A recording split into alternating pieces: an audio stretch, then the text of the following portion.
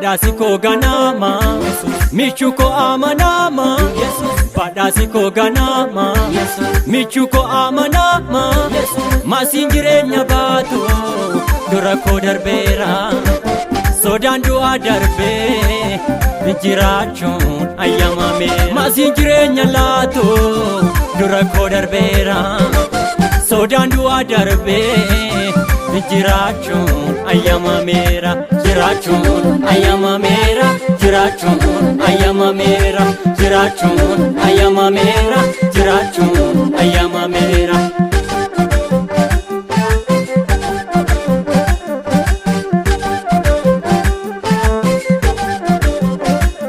Hiikargamoota isaatiin marfamee tan jiraadha ulee ayyaana isaatiin qabadhee tan jabaadha inni naaf jirma kooti anoo damee isaati hinjiru markii tolche ana baatu akka isaatti hiikargamoota isaatiin marfamee tan jiraadha ulee ayyaana isaatiin qabadhee tan jabaadha inni naaf jirma kooti anoo damee isaati hinjiru markii tolche ana baatu akka isaatti hinjiru markii tolche ana baatu akka isaatti hinjiru markii tolche ana baatu akka isaatti hinjiru markii tolche ana baatu akka isaatti hinjiru markii tolche ana baatu akka isaatti.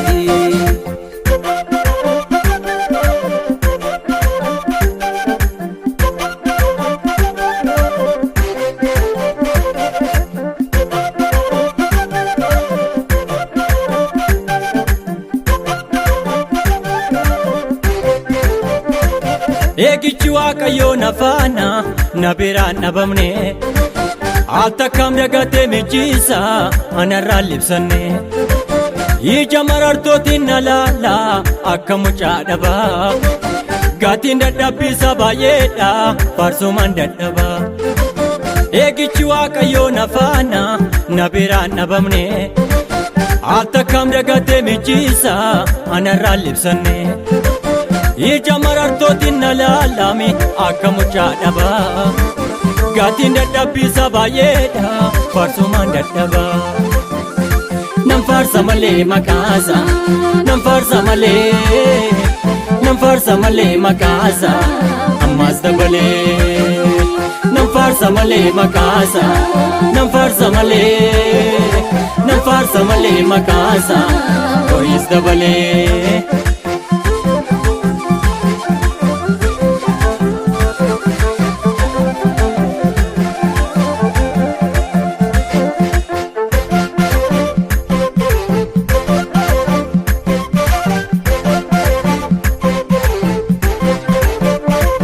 Yaadota diina koo fashaleesse ankoo jiruu koo babbareeche ana wajjin jiraam ayyaanisa maqaasa faarsuma fadhiisa.